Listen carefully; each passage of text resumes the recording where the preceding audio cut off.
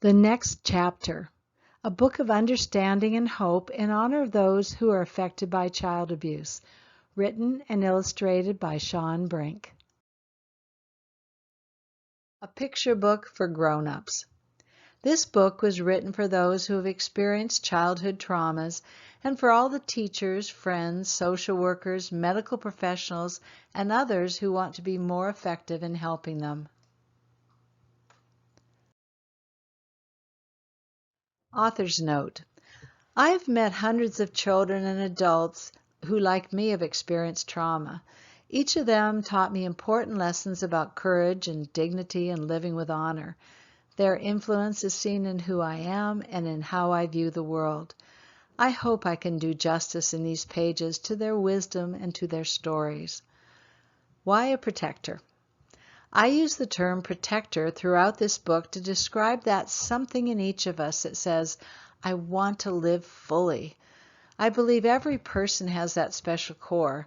They have it regardless of their capacity or experience, or whether or not they have been abused or impacted by other traumas.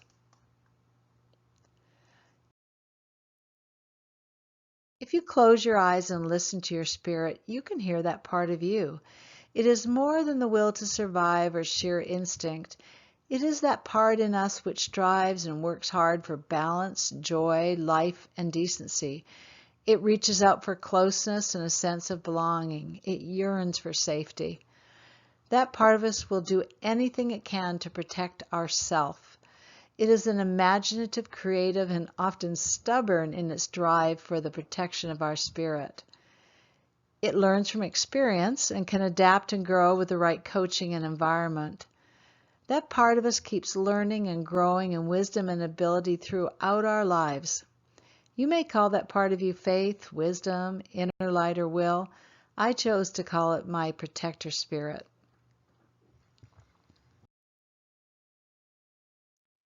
The protector inside of us. Everyone has a protector spirit inside of them. I have one, you have one, even babies have one from the moment they are born. Our protector spirit has a special job. It finds ways for us to get our needs met, needs such as food, shelter, safety. Most important of all, our protector spirit finds ways for us to have love and a sense of belonging. Our protector spirit didn't start out knowing how to do these things. Every day from the moment we were born, this spirit in us learned more and more ways to help us as we grew up. Your protector and my protector are still learning right this minute. It started out that our protector spirit knew only a few things when we were little. It knew we needed adults to feed us, change us, hold us, and keep us safe. It knew that if we cried or smiled or cooed, that most adults would take care of us.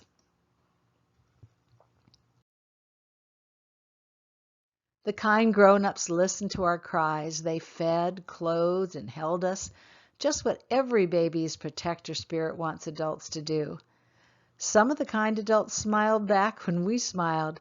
They made funny faces and talked in silly, high-pitched baby voices to see if we could laugh more and be happier.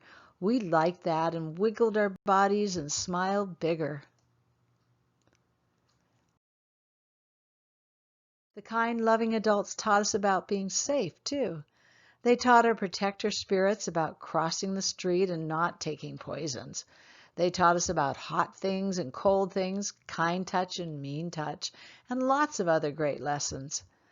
These grown-ups told us we had the right to be safe and loved and special. We believed them.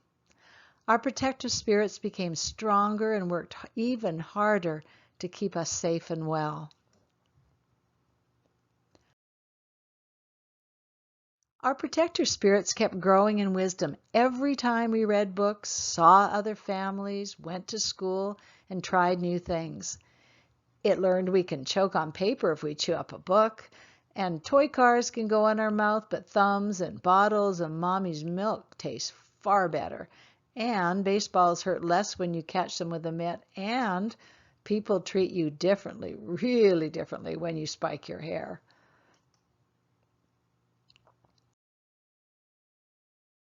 The dark places. Sadly, not all of us were surrounded with safe, kind, and healthy adults. Sadly, not all of us lived in safe places where we could learn things in safe ways.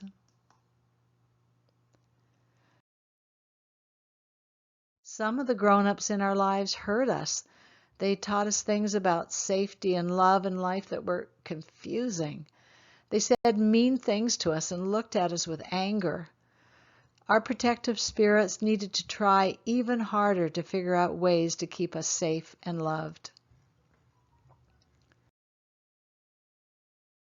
Our protector spirits had to be so creative and so courageous because sometimes the grown-ups who were around us were so deeply hurtful and the places we lived in were so deeply scary.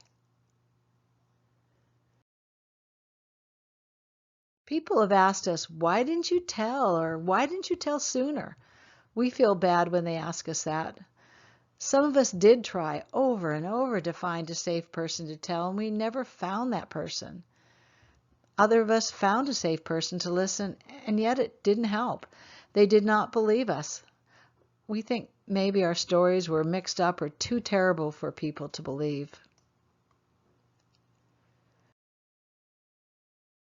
Some of us were afraid to tell. We were threatened that bad things would happen if we told. Our cat would be killed. We'd go to jail. People would hate us. We would be sent far away to foster homes.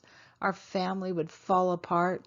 A parent would go to jail and we would be poor, or we'd be killed.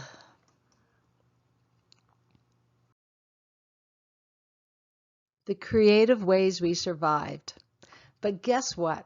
Our protective spirits didn't give up, not ever. They figured out other ways to protect us. How creative and smart our protector spirits were. We learned not to cry when we were hurt. It did not always work, but if we hid our emotions, we would not be yelled at or hit again. We would escape into our minds and spell big words, add big numbers, paint pictures of beautiful places, create languages, sing songs, and all kinds of other creative things to calm ourselves while we waited for the bad times to be over. We learned that spacing out helped us find relief. Doctors have a bigger word for it, dissociation. It's that feeling of drifting away when the present is too hard to face. Sometimes it felt like we stepped outside of ourselves or hid deep inside in a warm place when we dissociated. It was as if the abuse was happening to someone else or we were dreaming. Our protector spirits were so smart to help us take that mind break when our bodies were trapped in an unkind world. Our inner protectors also taught us to create beautiful worlds we can visit in our imaginations anywhere, anytime. We could close our eyes and imagine oceans and islands and mountains where no one would ever find us. We dreamed of being a little creature in a garden of flowers.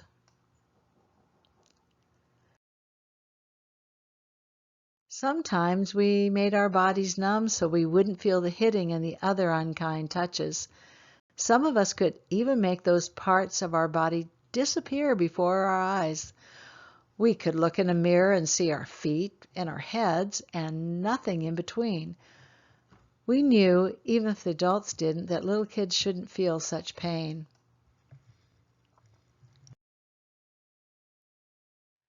Sometimes we forgot what happened because we needed to be calm, if only for a few hours.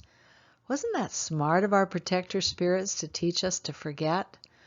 We could go to school, play piano, dress ourselves, eat food, and play outside every day because we weren't frozen in our tracks by the memory of what was happening.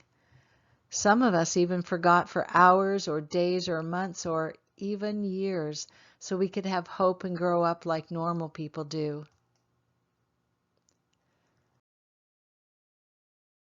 Some of us remembered part of the unkind events, but not all of it. Maybe it would have been too scary for us to think about the worst parts that happened. Other times, we would hide behind a gauzy curtain in our minds that separated us from a world we could not understand. Sometimes we made up rescue fantasies to block out the reality of our lives. We imagined tying up the mean people or changing them with magic potions. We had superheroes who would fly us to the stars and songs that warded off night creatures. Our protective spirits were smart to help us have fantasies. Our minds were not filled every day with every ugly image.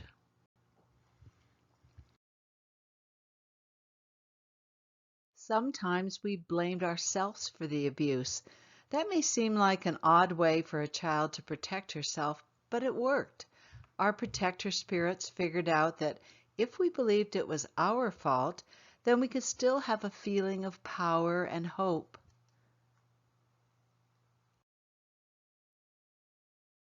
Think about it. If it was our fault, then we could change ourselves so that the hurt would stop. It rarely happened that way, but it did give us a little sense of power when we felt powerless. It gave us hope of a safer tomorrow, so we would not crumble from despair. Blaming ourselves worked in other ways too. If we blamed ourselves for what happened, we could still feel attached to the grown-ups in our lives.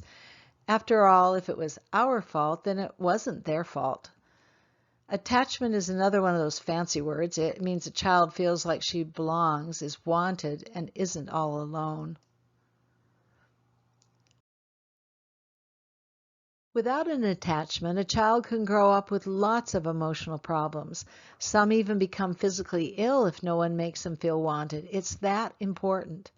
Our protective spirits were wise to help us feel like it was our fault. We could have some feeling of attachment, even if it was to a person who hurt us. Some of us learned to hide our anger from the abuser because it was so dangerous for us to show anger or fear or tears. Some of us even learned to hide our anger, sadness, fear, and sense of betrayal from ourselves when the feelings became too overwhelming. Of course, sometimes we were so good at hiding our feelings that it seemed like we liked and trusted the people who abused us. That confused people around us. It confused us too. We felt sort of fractured inside and unreal.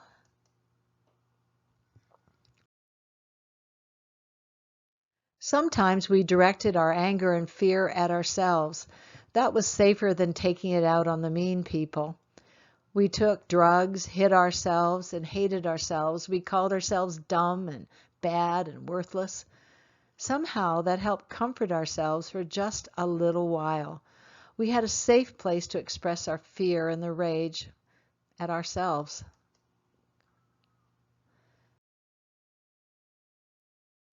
Some of our inner protectors decided if we could do everything right and be in control, then we would be safe. We raised our brothers and sisters and even our parents. We joined every club and team and got top grades. We were leaders at school and always the good child. We never talked back, and we smiled and smiled and smiled and smiled even more. We were not mentally ill. There were other things we had to do to protect ourselves, and we don't like talking about them much. People might think we were bad or crazy, and we were not. These things made sense to us and were the best things our protector parts could do to stop the pain and the fear. They were really creative. Did you know you can pretend you are a bird that can fly away?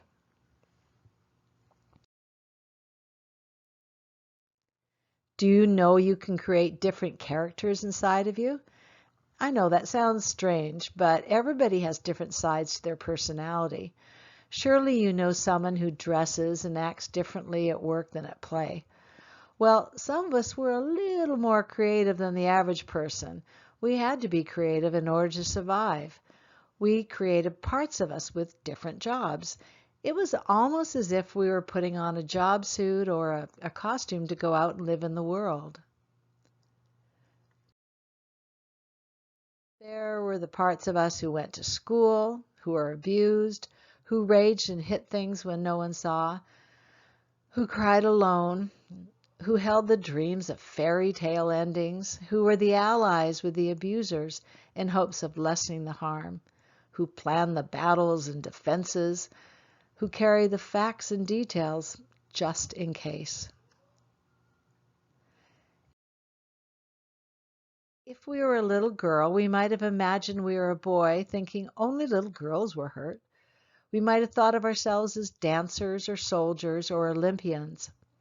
If we were a little boy, we might have imagined we were a girl or a pilot or a marine or a woodchopper or a teacher or an old man, anything but the little child who was being hurt at that moment.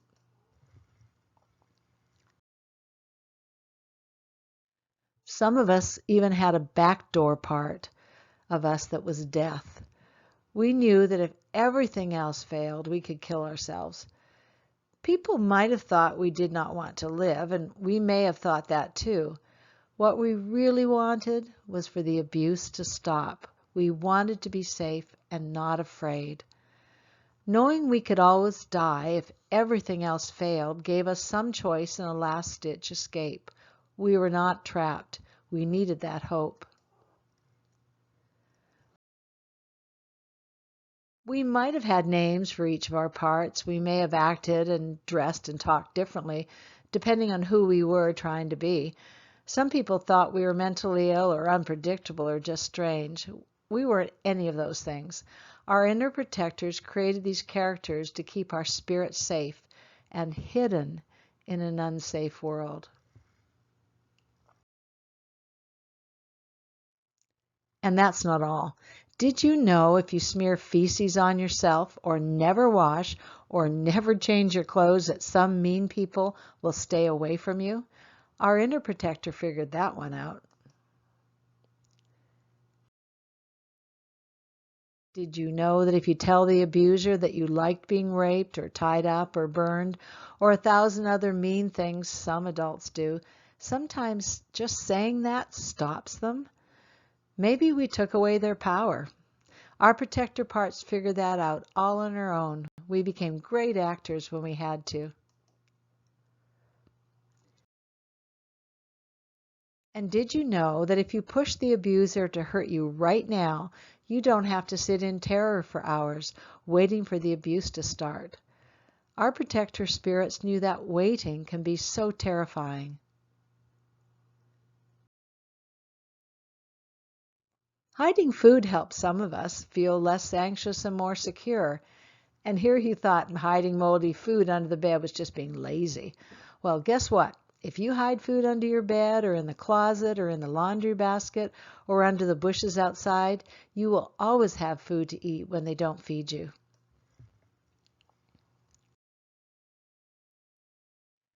And there are many more ways we used to protect ourselves during the storms we faced. Just ask any of us. We might tell you if we trust you to understand and respect us. The challenge we face as adults. What we had to do as children to be safe was courageous, smart, and creative. The problem, the protector inside each of us doesn't seem to know all by itself when it's no longer necessary to do these things. That part of us stays on guard against a world it believes is still unsafe and confusing. Think about it. Why would that part of us instantly stop being watchful because someone just says we now are safe?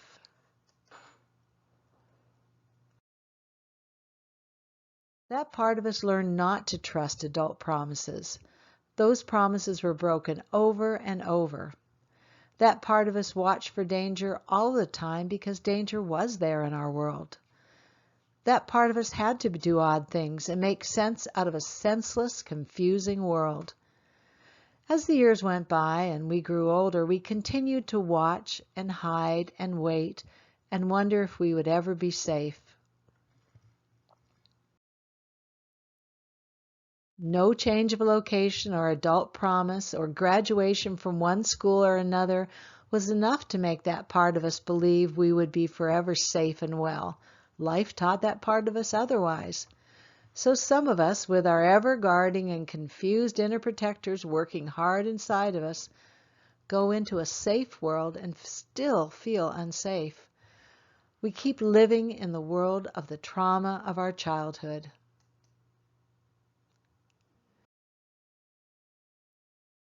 Maybe over time, with enough good experiences, we might learn that the world is safe. We might learn that we do not have to feel or act afraid. We might remember the kind teacher or a grandparent who had faith in us, and so we have faith in ourselves. We might even think we understand what happened to us and no longer are affected by the trauma.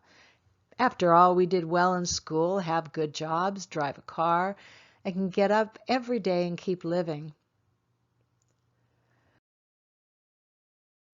But some of our thoughts and feelings are buried so deep that we almost don't know they are there. We don't fully understand that those lingering and hidden childhood feelings, images, and thoughts don't make sense anymore in our safe world. We go on acting and thinking in odd ways that make it hard for us to have a peaceful and full life. There is another term for this kind of view of the world. It's called cognitive distortions or thinking errors. That means we may think and then feel and act in ways now that are distorted by previous experiences. For example, we may walk through life like actors on a stage, hiding ourselves from others because we think people will not like the real us. We may mind read other people's thoughts and actions, often misinterpreting what they say and do. We may feel and act afraid, unaware we are attaching frightening meanings to a non-threatening situation. We may jump to negative conclusions about people and situations, ignoring when positive things happen. Oh, they don't count. We may overgeneralize, using words like never, always, all, none, everybody, nobody. Those words are a problem, especially for us, because they go hand in hand with blame, shame, intolerance, and fear. We might constantly compare ourselves to others. In doing so, we often fall short in personal worth and value, no matter what we wear or say or do. We may think we should be ashamed and guilty when we make the small mistakes that everyone is allowed to make.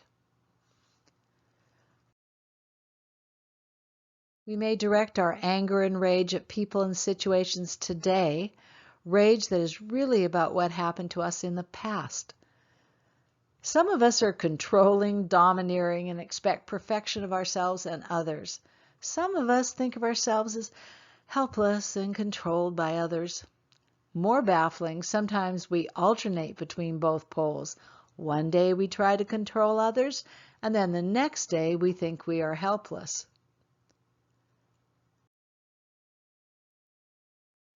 We may think things are hopeless, even though our world is filled with wonderful opportunities. We may be flooded with feelings that seem to come from nowhere, not realizing we just smelled or heard or saw something that was an echo of our past.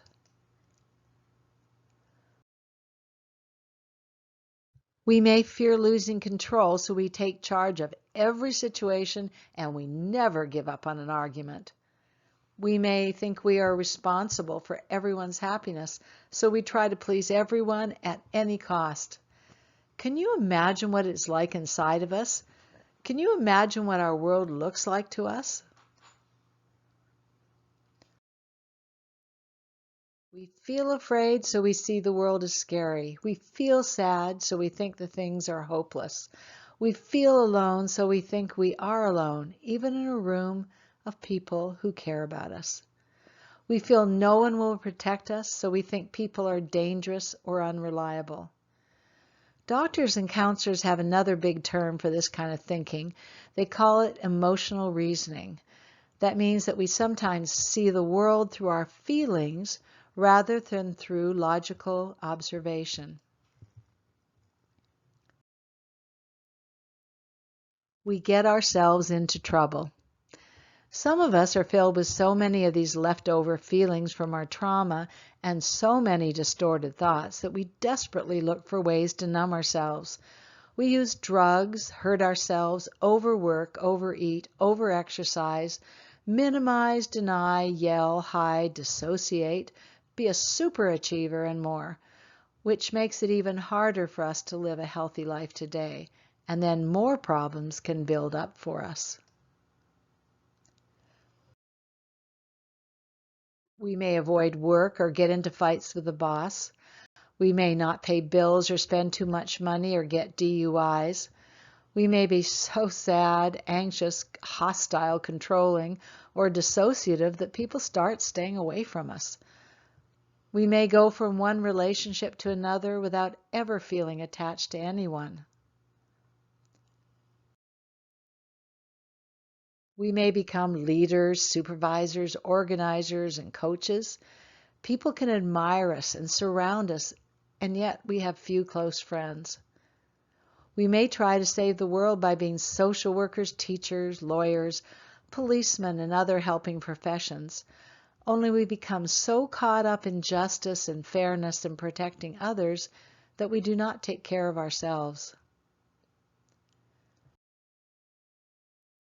We may even end up being with people who are abusive in one way or another to us or others. Why? Maybe we are hopeful things will be better and we don't see the danger. Maybe part of us has so much hidden anger that we almost admire the power of abusive people, even when it makes us afraid. Or maybe we think we are worthless and we do not deserve better.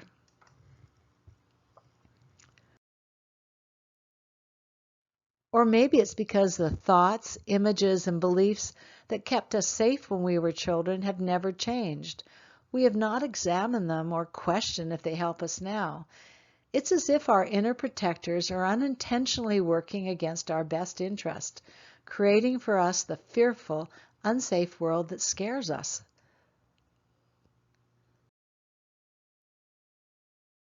We may want to heal, to learn, and to be genuinely hopeful and happy. Instead, our inner protector might trigger flashes of fear and doubt that sidetrack us from healing.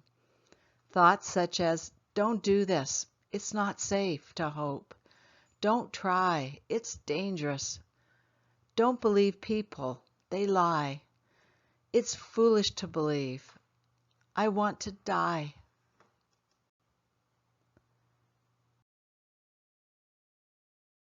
Can you imagine a protector saying those things to a person? It doesn't sound very protective and supportive, does it? But just think, for a traumatized child, those very thoughts were logical and may have kept the little one alive. Today those thoughts and feelings can hurt us and stop us from healing. Some of us have tried to get help from doctors and counselors. Unfortunately, some professionals labeled us with diagnoses such as attachment disorder, conduct disorder, depression, masochism, attention deficit disorder, bipolar, mania, hysteria, borderline personality disorder, and does anyone really know what that is? And more.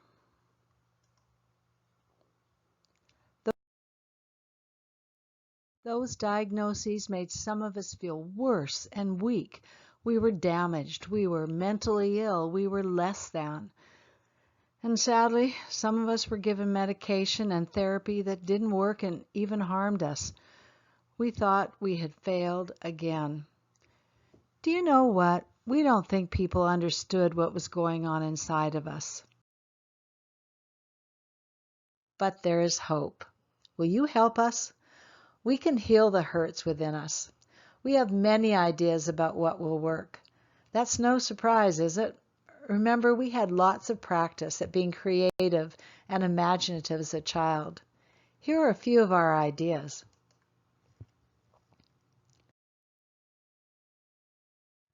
Honor our inner protector. That part of us was amazing and creative and strong and smart to figure out all those ways to protect us when we were hurt and traumatized.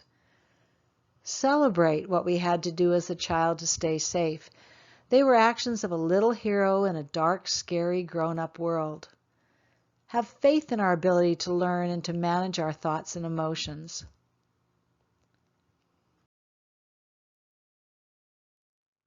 Help us to respect our inner wisdom and our ability to learn new skills. Deep inside, we have what we need to heal, and we may not always know that. Take the time to listen to us rather than assuming you know us. We might surprise you with our ideas and how much we have learned already.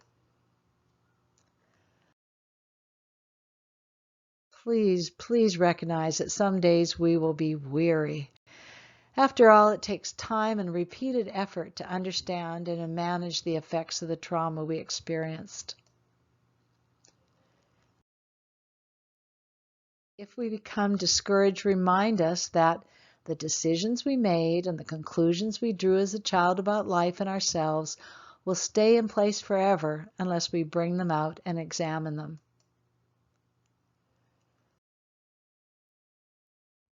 Acknowledge the small steps we make to learn and grow. They may be immense leaps for us. Do not degrade us for things we do now that we learned to do as a child in order to be safe. Show us new, sensible ways to protect ourselves and to be part of the world. Teach us the lessons that healthy adults are supposed to teach little children and which we missed as a child. Help us to stay focused on the present. If we dissociate, remind us we can ground ourselves mentally and physically by such things as counting our breaths, adding numbers, feeling our toes wiggle and stretch, going for a walk, listening to the wind, comparing objects for color and texture, dancing to upbeat music. We may need to visit our past to better understand it, but we don't need to live in it.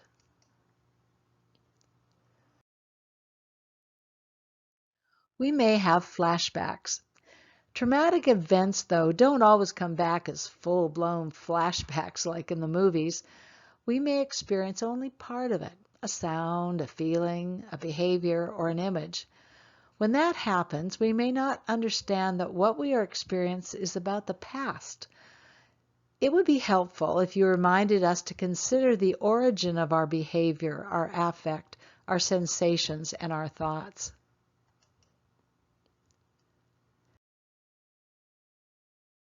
Help us create a calm and quiet place to learn and heal. And if we become emotional, give us the time to calm ourselves down. You do not need to control or fix or tell us what to do. That actually might make it worse for both of us. Please don't tell us to get over it, put it behind us, or forget it.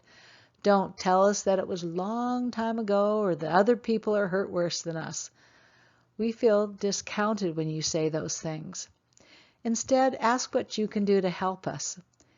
Each of us will heal in our own way and in our own time as we gain skills to manage the effects of the trauma. One of the most profound effects is the way trauma changed how we looked at the world. The trauma shattered our assumptions about personal safety, authority, institutions, relationships, trust, self-worth, and justice. We grieve the loss of our assumptions and illusions. Your understanding and patience are so appreciated. Be trustworthy, dependable, and consistent. At the same time, help us to learn how to trust people safely. Part of us may trust you without question, which isn't wise. Help us to learn about healthy boundaries. We may not know when and with whom it is appropriate to share the details about what happened to us. We may be mixed up about the difference between keeping secrets and protecting our privacy. Please use the language of choice rather than command. Words like should, must, have to, and ought to are not effective with us. We may experience guilt if we do not do what we should do, or we may be angry and resistant at being told we have to or must do something. Instead, use phrases like, it may be in your best interest to. It could be helpful if you. These are some of your options.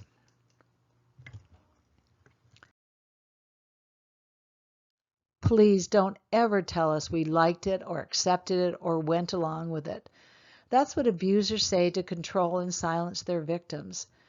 We may have wanted attention or affection or to be noticed. Our bodies may have responded to a practiced touch or feared a cruel one. We may have liked the apologies and the times of kindness that follow the times of hurt. But did we like being hurt and confused?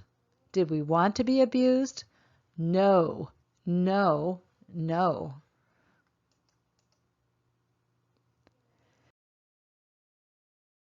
The only it we may truly have liked was feeling that we belonged. After all, the only time some of us were touched or noticed was when we were abused. How sad. A child should not have to suffer abuse as payment for love and a sense of attachment. Please understand this and help us understand this too. This next suggestion may be confusing to you. It is to us. The thing is, we may never want to forgive the person who abused us. If you ask us to forgive the person, we may get angry at you for suggesting it. But if you are angry at the person who abused us, we may defend that person and get angry at you. It may seem like no matter what you say, you cannot get it right. It may be better if you say things like, I wish you had not been hurt. I want you to be safe. I'm sad you were hurt. How can I help you? What do you want to do about the person who hurt you? I am here for you. Please try not to think of what happened to us as disgusting or sick or gross or awful. We can see it in your face even when you do not use those words with us. Those descriptions cling to the image we have of ourselves, making us feel disgusting too. Please don't describe the offender as horrible, evil, terrible, or as monsters or beasts. That gives them an aura of power that seems harder for us to overcome.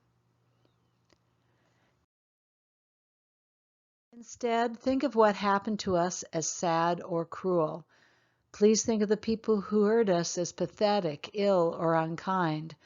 We can heal from grief and unkindness more easily than from disgusting, horrible acts of an evil monster. Does that make sense? Please do not describe the person who hurt us as our abuser. That term seems to make the person part of us. They are the person who hurt us. They are not ours any more than we are theirs. Please don't label us as sick or mentally ill or a troublemaker. People who suffer from the effects of trauma simply are hurt and confused. We need education, not condemnation and labels.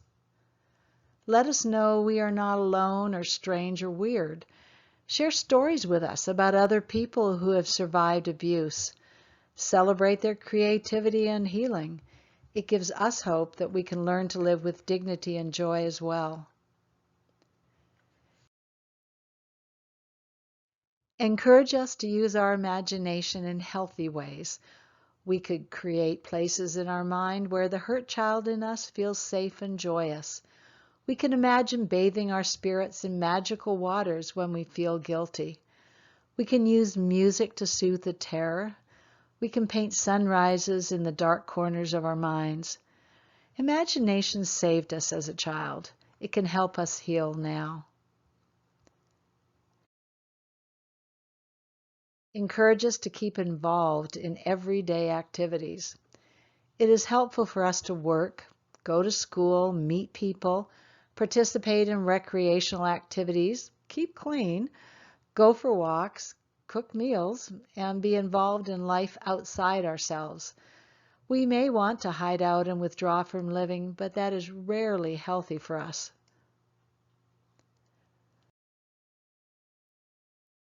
Please understand that we don't have to remember everything that happened in order to heal.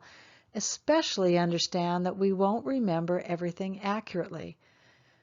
And please, please don't accuse us of lying because we get mixed up. They will never believe you is one of the ways abusers scared us. Don't make their threats come true. Please don't define, validate, minimize, explain, expand, or discount our memories. The people who hurt us tried to define our reality. You do not want to be like them in our eyes, do you? Instead, help us to make sense of and validate our own memories. After all, we were the ones who were there, not you. Remember, we are more than the sad times. We have experienced times of joy and play, peace and glorious learning. Do not be surprised if we even have memories of normal times and laughter with people who were unkind to us. It is important for us to acknowledge those healthy moments and the positive legacies we carry.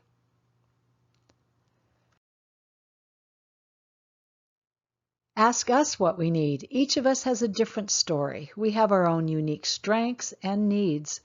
We are not the same as our siblings. We are not the same as your last student or friend or client. We're not like you, even if you've experienced trauma too. Each of our paths for healing are our own, and we need to do it in our own time.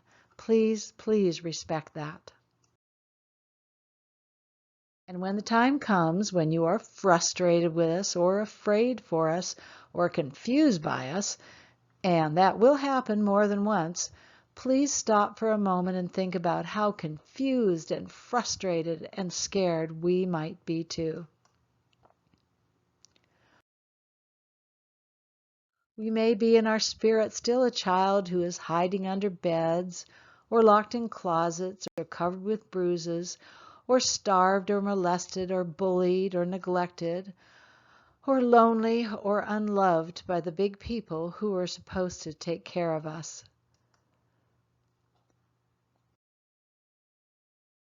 We are healing.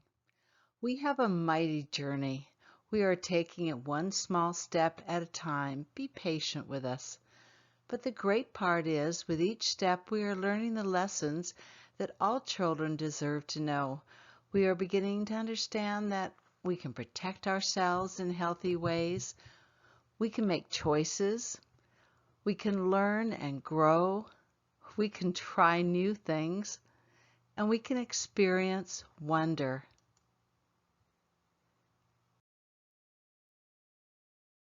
We are learning at last that our bodies and spirits can be safe.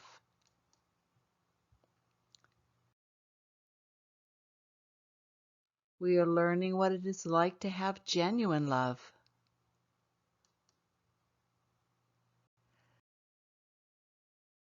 Maybe most important of all, we are learning that we belong.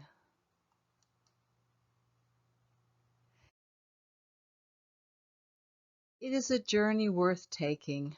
Wait with us, walk with us. We will make it.